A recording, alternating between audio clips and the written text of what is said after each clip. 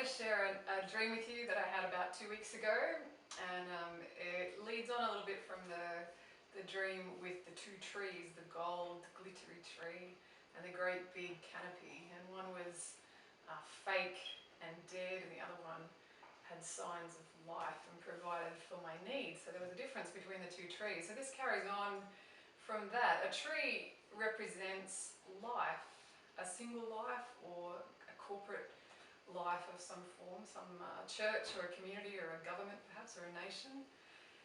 And this dream relates to the way we live our life. So I see myself in the dream counselling Jennifer Aniston, which surprised me. I was shocked that I was in the company of someone so famous and counselling her. She was in tears, crying and feeling sorry for herself about her life and all these problems that she was having. She was devastated, inconsolably sad about everything that she thought would succeed and prosper, and yet somehow the perfect plan had failed. And my response in counselling her was instant. And I say to her, what do you expect? All you've done is act.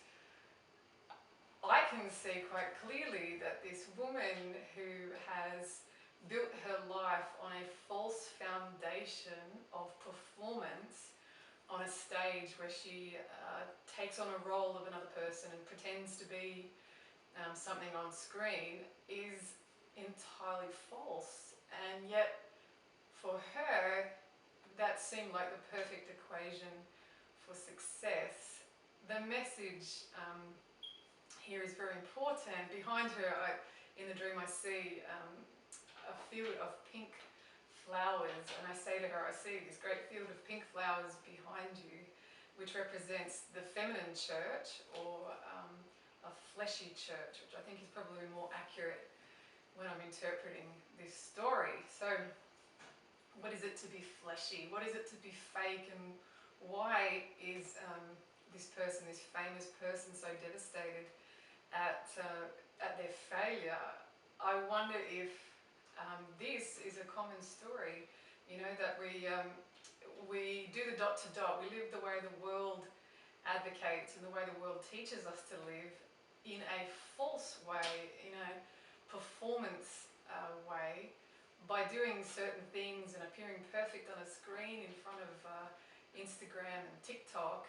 The expectation in the world is that we'll achieve certain forms of success, and when that doesn't happen, it's heartbreaking and devastating. I'd suggest to you that the false facade, the policy of acting and presenting a false face to the world, if we take that into our spiritual life and we present a false face to God, it's entirely the recipe for failure, and we ought not be surprised that the outcome of living a fake life as an actor is rewarded with sadness and devastation when the false foundations that we've trusted in are ripped out from underneath our feet. So it's the picture of the glittery tree that I was talking about in the last post, that had no life, even though it was attractive. This tree looked pretty and I was drawn into it.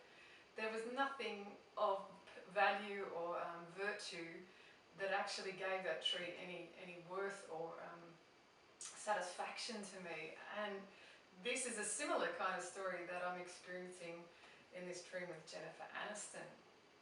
So, in the spirit realm, our capacity to be satisfied and to be deeply at peace with God requires that we are absolutely genuine and honest with Him about who we are.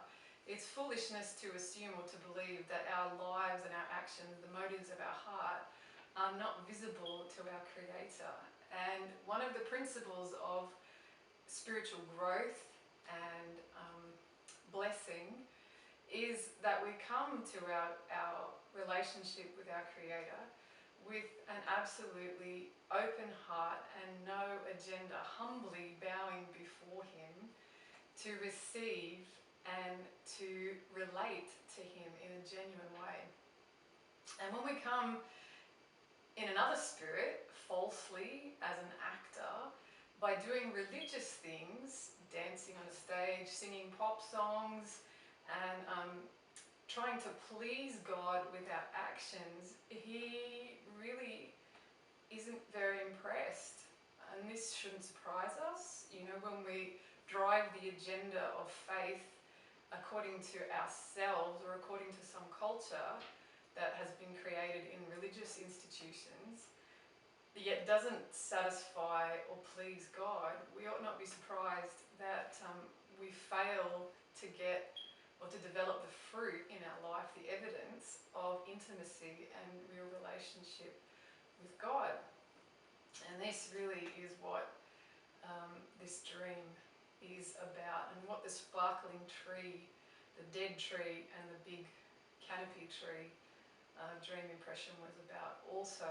So, if you want to break through, if you want to change your relationship and you want to experience the satisfaction and the joy and the growth and the intimacy and the fruitfulness that comes, that is promised actually, I should say, from a relationship of faith and from a relationship with Jesus Christ, then the first premise, the first principle you need to grab hold of is authenticity, is being real before God, knowing that he sees you for who you are, and that there is absolutely nothing and no purpose, no reason why you would want or could hide anything about yourself from him.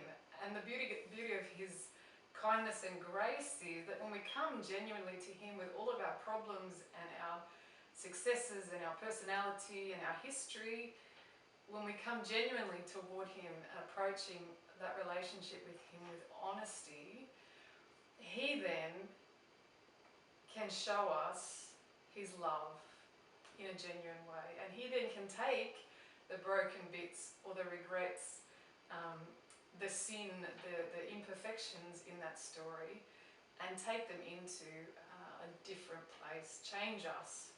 Religious acts of service, religious acts of sacrifice, false fasting, fake performance actually cause God's anger to rise and bubble up inside of him. It actually brings the absolutely opposite response that you'd be seeking. So there's no way to please God apart from coming into his presence absolutely naked. And that's a phrase to say that absolutely stripped of pretenses, falsehoods, self-deceptions, and anything that we hold up, like the fig leaf in the Garden of Eden, in fact, anything that we hold up to hide our vulnerability from him. So he wants us to come absolutely naked before him, vulnerable and exposed, in order that he can take where we are and journey with us